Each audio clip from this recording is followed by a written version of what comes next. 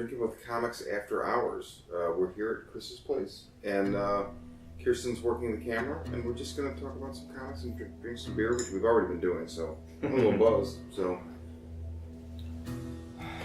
beautiful backdrop, a lot of good books. So I think before we began, I mentioned to Chris that I had been, really hesitant to watch Preacher on AMC, and it hit Hulu about, 3 weeks ago, maybe a month, and I watched the first couple episodes. Well, because that's your baby. That's your favorite. Favorite book. It's Preacher and Walking Dead, and AMC's already kind of messed up Walking Dead for me. Not a big fan of the show, so I was really hesitant. To you, like, if you were going to sell somebody on Preacher, how would you sell them on the book? Well, I would just say, it's about it's about a preacher who inadvertently gets bestowed upon with a power that can rival God.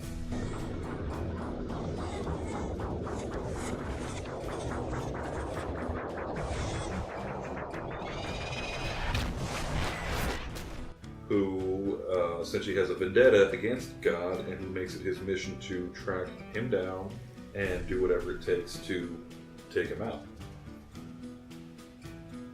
Very, very good description. But the interesting thing about the book, I feel, and the show is definitely, it seems like, now, okay, so I'm 2 episodes from finishing season 1, so I'm behind.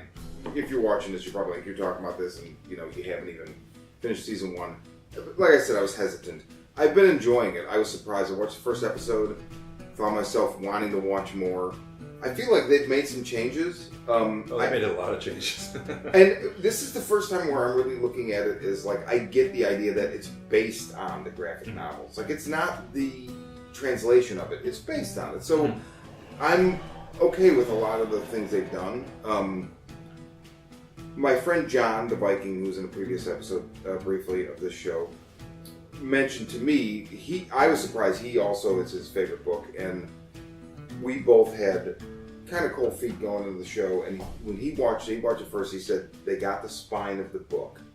And his opinion, and I would agree, the spine of the book is that Jesse's dad tells him, you have to be one of the good guys because there's too many of the bad.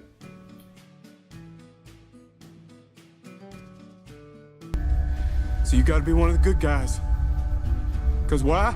'Cause there's way too many of the bad. You promised me? I promise, Daddy. And they get that. It's in the show. And it really informs Jesse's character. And I feel like it's the most important thing. So, based on that, I've been pretty good so far. There's a couple things that I've noticed now as I'm reaching the end of the first season that they've altered that I'm not 100% sold on. And so... Like what kind of things would that be? Okay, so... One of the things, and now I'm also rereading the series right now, and I'm rereading it in a way where I'm rereading the single issues, which I haven't read it like that in a while, because I bought the trades at some point, and, it's just like I have the issues because I bought it as it came out. The trades are obviously easier to read, right? They're on the bookshelf. You just pull them off, as opposed to going through the long boxes. Exactly. One of the things about the series that they appear to have changed thus far that I feel like is kind of... shouldn't have been changed is Jesse's parents, the way they meet. His dad comes back from Vietnam. In the books. And there's nobody waiting to greet him except there's a bunch of hippies at the airport, and one of them, this woman, walks up and spits in his face. And then there's baby killer, right. This was like, in the 80s reading comics, or just anything, watching TV, reading books, this was like a cliche almost, because this happened and it became something that was synonymous with the end of the Vietnam War, where these people went and died for their country or what they thought was their country and received no respect or outright, hatred. So there's this moment where this woman spits in his face, and then they kind of look at one another, and there's a beat, and then she's like, oh my God, I'm sorry, because she sees him for, like, I just spit in this man's face. Yeah, she sees him for a human, for a person, for what he actually is, exactly. And not just at the uniform. Exactly. And then they go and talk, and they fall in love, and this is the way Jesse's parents meet. Now, they may still do this, but they are never apart, so I don't want to ruin too much, but the way that Jesse's origin goes down is like, they meet like that, they have him, they live together, and then they have to go through this thing where they go to her family's place, and it's a terrible thing. Jesse's dad in the show is a preacher, and this is his church, and the mom is just, they make a reference where it's like, oh, like they don't know where she is. Mm-hmm. So they could potentially still do the same. Well, I mean, it's my understanding that at some point they are actually going to get into the mom, because they have to get into it. They have to. I mean, there's no way around it, around getting into telling Jesse's story without going into his maternal side. But yeah, it was really interesting. I mean, I remember when I was watching it that, it does a flashback to, Jesse, the high, and seeing his father, the preacher, in the same town that the first season takes place in.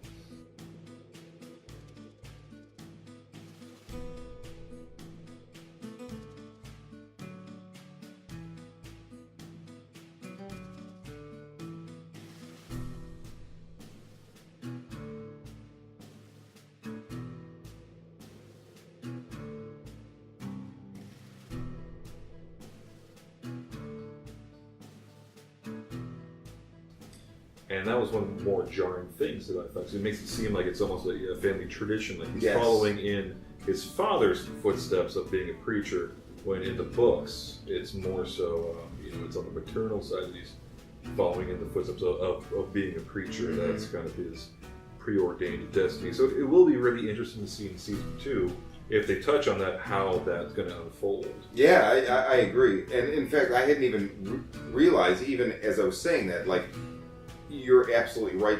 Making it that the father is the priest and he's following in his footsteps, where Jesse's origin in the book is very much like, he doesn't even want to be a preacher. Like, he's a preacher because that's the maternal side. There's this element to it where it's like, no, you're going to be a preacher. Yeah, like it's his preordained destiny that he has to follow through with.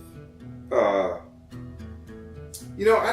guess, so in thinking about it now, it's possible to project that they will say that what happened to Jesse in the book, where he was made to be a preacher, may have happened to the father. And, I mean, they could even go as far as to say, like, where there's this offhand comment, like, oh, we don't know where they don't know where mom is. I mean, maybe that's just a cover-up for the fact that she's dead. That's possible, too. And I know the season 2 trailer dropped recently. I haven't watched it. I haven't watched it yet either, just because when I go in to actually watch the series, I don't want to see what's coming, which they've done enough changes in that first season alone. Whereas the first season essentially acts as a prequel to the books. Yeah. By the time it culminates, it essentially does end with the beginning of so that's what I heard, and so I know they're making a really big thing around this trailer, that it's like the road trip, which the whole book is essentially a road trip. Exactly. So I mean, I'm really intrigued, and one of the things I was really concerned. Preacher's interesting. When I started reading it, when it came out, it was based on an ad in a Sandman comic at that time, and there was like a blurb from somebody that said something about David Lynch in comparison, which I don't see at all. But sure. It got me to pick it up at the time. And I read the first, Sure, just didn't say just read this comic. David Lynch, man, maybe. But I read it, and for a couple months, I liked it, but I was kind of like, it's kind of vulgar for the sake of being vulgar. And then it started to become... That's Garth Ennis. It is, but then what he does, and he does this really well in his Hellblazer run, which was right before this, he gets these interpersonal relationships, the way he portrays them is just... I mean, Preacher, I like cry when I read certain parts of it. It's, the way he does love, the way he does betrayal, the way he does redemption, they are on a scope I've never seen in a comic before. And it's really something else. Now, I don't know if the show will hit those. I don't know if it needs to. It's its own thing, Yeah. Is there anything from the series that you would like to see in the show? Like where you're like, they gotta do Oh, jeez. Not necessarily something that's integral to the story of the books, but something like a specific scene. A specific scene or a specific storyline, like Jesus Desaad or the... Oh, God, that would be fantastic if they nailed that. Jesus Desaad is like a guy that at one point buggers an armadillo. So, I mean, it happens off camera, but, But still, yeah, it is very... it's very insinuated. That's what's going on. That would be a fantastic scene. A lot of stuff. I mean, I'm really hoping that future seasons, because we don't see him at all full on. You get a foreshadow of him, but I just want to see a lot of Hairstar. I know he's been cast for the second season. Yeah. I've seen images of the actor portraying him, which I don't remember him offhand. Okay. And probably around this point is when I'll cut in one of these images of him with his name, and I'll just kind of overdub that later, so forgive me, because this guy's never going to see this. But it looks spot on, and I'm really hoping that his character stays true to the books, because his character is Shakespearean, the level that he is at, in a sense that he's such a tragically comedic character. Yeah. That he ends up becoming the comedic relief when he's such a serious and stern person. Yeah. I mean, and right from the get-go too.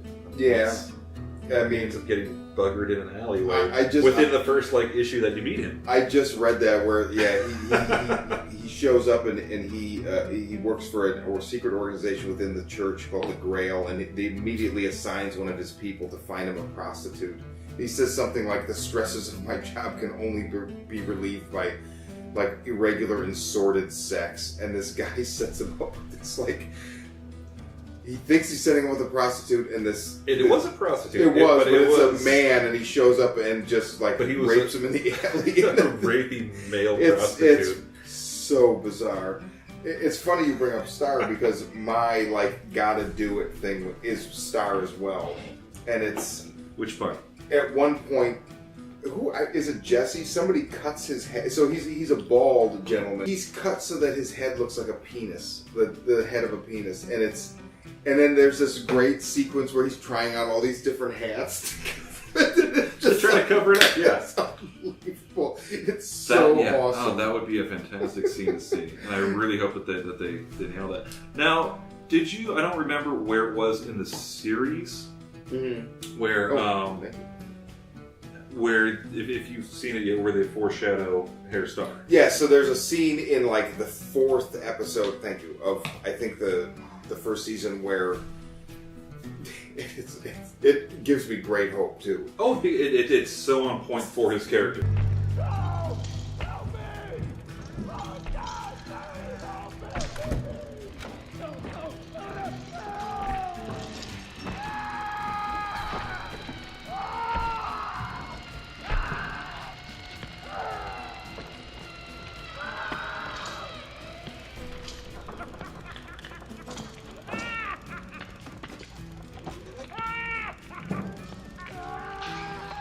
He's sitting in this weird theater thing. Somebody comes in and relays a message, and he leaves. And then as the camera follows him out in the foyer, there's a sign, and it says he's at a film festival. It says 4th annual snuff film festival. It's a snuff festival, yeah. And he's sitting there just legitimately watching, unfazed by anything. God. I mean, and that is very Ennis. That. Oh, absolutely. Where he dances with these, just unbelievably dark, dastardly things, but makes them comedic. Now, that's the other thing, too, that does... I mean, I understand that the show does, from the hardcore fans of the comic, the show does get a lot of hate for it, that it does deviate quite a bit. Oh, huge. But, I mean, Garth Ennis, he's a producer on the show. And he's behind it. He's absolutely behind it. And that is one thing that is kind of nice about it, is that, as it's coming out, you can read the book and you don't know what's coming. Yeah, you don't know what's going to happen. Now, that can go one of two ways. That can either go in a fantastic way that, will surprise you, or it can tend to go the kind of Walking Dead way, where it deviates from the comic in not so good ways. Yeah, right. I mean, some of the deviation with Walking Dead I genuinely liked in the first season. Well, the first season was fantastic. That was Frank Darabont. The man knows what he's doing. He Good, knows how to adapt a novel. I mean, Shawshank Redemption, The Green Mile, The Mist. The man knows what he's doing with an adaptation. But when they started getting to later seasons, and AMC realized, okay, this is our cash cow. We're going to start taking these tiny little plot threads and stretching them out and milking as much as they can. And I'm really hoping that doesn't happen with Preacher. But it seems to me like Garth Ennis, he might have a little more integrity than Robert Kirkman does. And we haven't even mentioned yet, too, one of the funniest things when I first heard about the series was that it was being executive produced by Seth Rogen. And I like Seth Rogen a lot. A lot of his movies, like... Hit or miss. Yeah, I mean, it's just, I just won't see, like, I'll look at something and be like, I don't need to see that. I've been wrong before. Some of his work is fantastic. Yeah, absolutely. And some, I mean, I refuse to see. I refuse to absolutely see the road trip movie with him and Barbara Streisand as his mother. I didn't even know that it existed. It does exist. Like, it just seems like 90 minutes of just cringing. Oh, man. Yeah, I can't do that. You know, and just Barbara Streisand. That's cringe. Oh, I didn't know that existed. It does. I forgot. I forget what it was called. But he has his moments, and he genuinely seems. I've seen some set footage from Preacher. He genuinely seems invested in the program and the source material. Like it's his passion project. Yeah, and when they announced it at first, I was like, okay, how many people have tried to do this and they're going? But then, like, I like read some stuff, and I could tell in the way he was talking. I can't give you specifics because it's been been a couple of years now, but I knew he was a fan. Yeah, like I knew I could sit here and talk about it with him, and like he'd be like, yeah, like he was really blazed for it. And so I'm like, and so here's the thing, right? So he's going to go in as a fan, and I think it's Sam. Is it Catton or Caitlin, who worked on Breaking Bad, which is good. That's a good pedigree right there. Is also it's Rogan, Goldberg, and him, and I would imagine he's the bridge between the studio and them. Mm-hmm. Who basically was like, we're not gonna make the book, guys. Yeah. So we need to like be able to have compromise, and I mean I think they have a good compromise going, and I think I'm interested to see in season 2 how they will how it plays out. So I mean I'm in. No, that's really interesting thing to me too. Is that it seems because I mean I haven't watched the trailer for season 2, but I've seen go through the Facebook feed, and you see the article headline, and it has a screenshot of it, and the first thing that at least I've seen of it is Jesse and Tula standing on the side of a road with a bunch of police, and that's literally issue 2 of Preacher. So it seems to me like they're picking up right from the get go.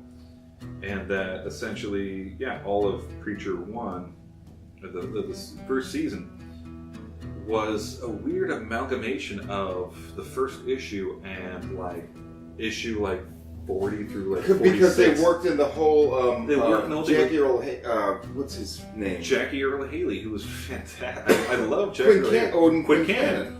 Which is later in the series. So they basically took that where Jesse ends up in that town. I can't think of the name of the town, it's on the tip of my tongue. And it's almost like he goes through that small town thing again. They kind of just amalgamated that, like you were saying, into that first. So, I mean, that may have been a maneuver in order to just straight shot to God, right? I mean... But not necessarily, though, because, I mean, there are a lot of deviations where, they're not really bringing in, the aspect of God itself. And no, but the road. Yes. Okay. Which invites all these stories because they have to go to New Orleans to get this, to find out about something, to get there. Yeah. And they have that adventure, and then they have to go, San Francisco for... Exactly. For Jesus to send. Yeah. I really hope they get there. No armadillos were hurt in the filming of this show. So, okay, well that's our take on Preacher, so... for now. We'll probably touch on this again. Yeah, soon. I mean, second season will start. Season will start, and you got to finish up.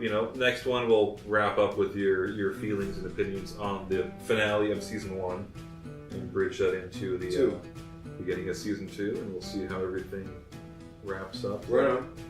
Cool. And this has been some after hours, relatively after hours ramblings from Chris Saunders and Mr. Shawn Baker here from Drinking Comics. Good night and Godspeed.